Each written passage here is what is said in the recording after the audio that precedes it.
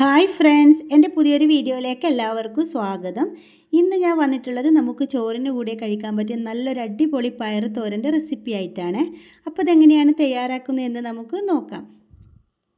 അപ്പം ഞാൻ ഇതവിടെ കുറച്ച് പയർ ഇതൊന്ന് കഴുകിയെടുത്തതിന് ശേഷം ഇതുപോലെ നീളത്തിലൊന്ന് കട്ട് ചെയ്തെടുത്തിട്ടുണ്ട്. അപ്പോൾ ഇങ്ങനെ കട്ട് ചെയ്തെടുക്കുന്ന സമയത്ത് കാണാൻ നല്ല ഭംഗിയായിട്ടാ. പിന്നെ കറക്റ്റ് അളവ് പറയുകയാണെന്നുണ്ടെങ്കിൽ ഇതുപോലെ 2 കൈപ്പിടി കട്ട് ചെയ്തെടുത്തതിന് ശേഷം ഇതുപോലെ 2 കൈപ്പിടി ഉണ്ട് കേട്ടോ. പിന്നെ ഇതിലേക്ക് ഞാൻ 2 ടേബിൾ സ്പൂൺ തേങ്ങ ചേർത്ത് കൊടുക്കുന്നുണ്ട്. പിന്നെ എരിവിന് ആവശ്യത്തിനുള്ള പച്ചമുളക് ചേർത്ത് കൊടുക്കുക. ഞാൻ ഇവിടെ കാന്താരി മുളകാണ് ചേർത്ത് കൊടുക്കുന്നത്. ഒരു 5 എണ്ണം ചേർത്ത് കൊടുക്കുന്നുണ്ട്. അത് നമുക്ക് ഓരോരുത്തരുടെ എരിവിനനുസരിച്ചിട്ട് ചേർത്ത് കൊടുക്കാം. പിന്നെ ഇതിലേക്ക് ചേർത്ത് കൊടുക്കുന്നത് കറിവേപ്പിലയാണ്. കറിവേപ്പ് ഒരു 2-3 തണ്ട് കറിവേപ്പ് ഞാൻ ഇപ്പോൾ ചേർത്ത് കൊടുക്കുന്നുണ്ട്. കറിവേപ്പ് കുറച്ച് അധികം തന്നെ ഈ ഒരു തോരന് ചേർത്ത് കൊടുക്കുന്നുണ്ട്. പിന്നെ 1/4 ടീസ്പൂൺ മഞ്ഞൾപ്പൊടിയും കുറച്ച് ഉപ്പ് കൂടി ചേർത്ത് കൊടുത്തിട്ട് നമുക്ക് നന്നായിട്ട് ഇതൊന്ന് മിക്സ് ചെയ്തെടുക്കാം.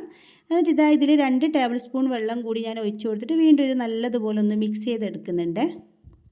അപ്പോൾ നമുക്കിനി തോരൻ തയ്യാറാക്കാം. ഞാൻ ഇതവിടെ സ്റ്റൗവിലേക്ക് ഒരു മൺചട്ടി വെച്ച് കൊടുത്ത് ഫ്ലെയിം ഓൺ ചെയ്ത് കൊടുത്തിട്ടുണ്ട്. ചട്ടി നന്നായിട്ട് ചൂടായി വരുന്ന സമയത്ത് നമുക്കിതിലേക്ക് വെളിച്ചെണ്ണ ഒഴിച്ച് കൊടുക്കാം.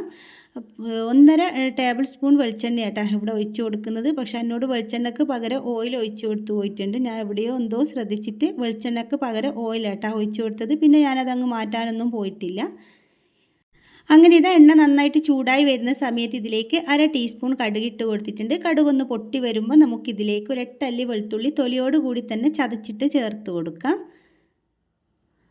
ഇതിൻ്റെ കൂടെ തന്നെ 2-3 വറ്റൽ മുളക് ചെറിയ പീസായിട്ട് കട്ട് ചെയ്തിട്ട് ചേർത്ത് കൊടുക്കാം. പിന്നെ ഇതിലേക്ക് ചേർത്ത് കൊടുക്കുന്നത് കറിവേപ്പിലയാണ്. കറിവേപ്പ് നേരത്തെയും ചേർത്ത് കൊടുത്തിട്ടുണ്ട്. വീണ്ടും ഞാൻ ഇവിടെ 2 തണ്ട് കറിവേപ്പ് കൂടി ചേർത്ത് കൊടുക്കുന്നുണ്ട്. അപ്പോൾ ഈ ഒരു തോരന് നമ്മുടെ കറിവേപ്പിൻ്റെയും അതുപോലെ വെളുത്തുള്ളിയുടെയും ആ ഒരു ടേസ്റ്റ് ആയിട്ടാ മുന്നിൽ നിൽക്കുക. എന്നിട്ട് ഇത് നല്ലതുപോലെ നമുക്കൊന്ന് മൂപ്പിച്ചെടുക്കണം. ഈ ഒരു സ്മെല്ല് ഭയങ്കര ഇഷ്ടമായിട്ടാണ് എനിക്ക്. നമ്മുടെ കറിവേപ്പും അതുപോലെ വറ്റൽ മുളകും വെളുത്തുള്ളിയും കൂടി ഒന്ന് മൂപ്പിച്ചെടുക്കുമ്പോൾ നല്ലൊരു സ്മെല്ലല്ലേ. അങ്ങനെ ഇത് നന്നായിട്ട് തന്നെ മൂപ്പിച്ചെടുക്കണം. ഫ്ലെയിം കുറച്ച് വെച്ചിട്ട് മൂപ്പിച്ചെടുക്കുക കേട്ടോ. അപ്പോൾ എൻ്റെ വീഡിയോ നിങ്ങൾ ആദ്യമായിട്ട് കാണുന്നതാണെങ്കിൽ സബ്സ്ക്രൈബ് ചെയ്യണേ, കൂടെ ബെല്ലൈക്കണും അമർത്തണം. അപ്പോൾ ഇതിവിടെ നന്നായിട്ട് മൂത്ത് വന്നിട്ടുണ്ട്. ഇനി നമുക്കിതിലേക്ക് നമ്മുടെ നേരത്തെ കട്ട് ചെയ്തെടുത്ത് വെച്ച നമ്മുടെ പയറില്ലേ അതും കൂടി ചേർത്ത് കൊടുത്ത് നല്ലതുപോലെ ഒന്ന് മിക്സ് ചെയ്തെടുക്കാം. അപ്പോൾ നിങ്ങൾക്ക് എൻ്റെ വീഡിയോ കണ്ടുകൊണ്ടിരിക്കുന്ന സമയത്ത് ഇഷ്ടപ്പെടുകയാണെന്നുണ്ടെങ്കിൽ പ്ലീസ് ഒന്ന് ലൈക്ക് ചെയ്യാൻ മറന്നു പോകരുത്. അങ്ങനെ ഇതിവിടെ നന്നായിട്ട് മിക്സ് ചെയ്ത് കൊടുത്തതിന് ശേഷം ഞാൻ ഇതിവിടെ മൂടി വെച്ചിട്ട് വേവിച്ചെടുക്കുന്നുണ്ട്. അപ്പോൾ ഇടയ്ക്ക് ഞാൻ തുറന്നിട്ട് 2-3 പ്രാവശ്യം ഒന്ന് തുറന്നിട്ട് ഇതുപോലെ ഒന്ന് ഇളക്കി കൊടുക്കുന്നുണ്ട് കേട്ടോ. മൺചട്ടി ആയതുകൊണ്ട് പെട്ടെന്ന് തന്നെ അടിയിൽ പിടിക്കാനുള്ള സാധ്യതയുണ്ട്. അപ്പോൾ ഈ ഒരു ടൈമിൽ ഞാൻ ഉപ്പെല്ലാം ഒന്ന് ചെക്ക് ചെയ്തിട്ടുണ്ടായിരുന്നു. ഉപ്പ് കുറച്ച് കുറവേനു കേട്ടോ. ഞാൻ ഇവിടെ ഈ ഒരു ടൈമിൽ ഉപ്പ് ചേർത്ത് കൊടുത്തിട്ട് വീണ്ടും ഇതിവിടെ മൂടി വെച്ച് കൊടുക്കുന്നുണ്ട്. അപ്പോൾ ഉപ്പ് ചേർത്ത് കൊടുക്കുന്നത് കാണിക്കാൻ വിട്ടുപോയതാണ്.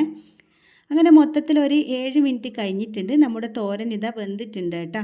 ഒരുപാടൊന്നും എന്താ പറയുക വെന്ത് ഉടഞ്ഞിട്ട് എനിക്ക് കഴിക്കുന്നത് ഇഷ്ടമല്ല കേട്ടോ. അപ്പോൾ നിങ്ങൾക്ക് ഓരോരുത്തർക്ക് എത്രത്തോളം വേവ് വേണമെന്ന് വെച്ചാൽ അതിനനുസരിച്ചിട്ട് വേവിച്ചെടുക്കാം.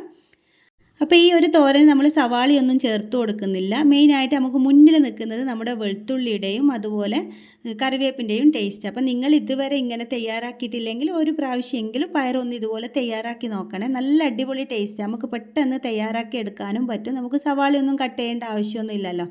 അപ്പോൾ ഞാൻ ഇതിൻ്റെ ടേസ്റ്റ് ഒന്ന് നോക്കുന്നുണ്ട് കേട്ടോ. നല്ല അടിപൊളി ടേസ്റ്റാണ്. അപ്പോൾ നിങ്ങളെല്ലാവരും ഇതുപോലെ ഒന്ന് തയ്യാറാക്കിയിട്ട് അഭിപ്രായങ്ങൾ കമൻറ്റ് ബോക്സിൽ അറിയിക്കുക. അപ്പോൾ നിങ്ങൾക്ക് എല്ലാവർക്കും വീഡിയോ ഇഷ്ടപ്പെട്ടിട്ടുണ്ടാവും എന്ന് വിചാരിക്കുന്നു. ഇഷ്ടപ്പെട്ടിട്ടുണ്ടെങ്കിൽ ലൈക്ക് ചെയ്യാനും ഷെയർ ചെയ്യാനും സബ്സ്ക്രൈബ് ചെയ്യാനൊന്നും മറന്നു പോകരുത്. നിങ്ങളുടെ കുക്കിംഗ് ഇഷ്ടപ്പെടുന്ന എല്ലാ ഫ്രണ്ട്സിനും ഫാമിലിക്കും ഒക്കെ ഒന്ന് ഷെയർ ചെയ്ത് കൊടുത്തിട്ട് സപ്പോർട്ട് ചെയ്യണേ. പുതിയൊരു വീഡിയോ ആയിട്ട് വീണ്ടും കാണാം.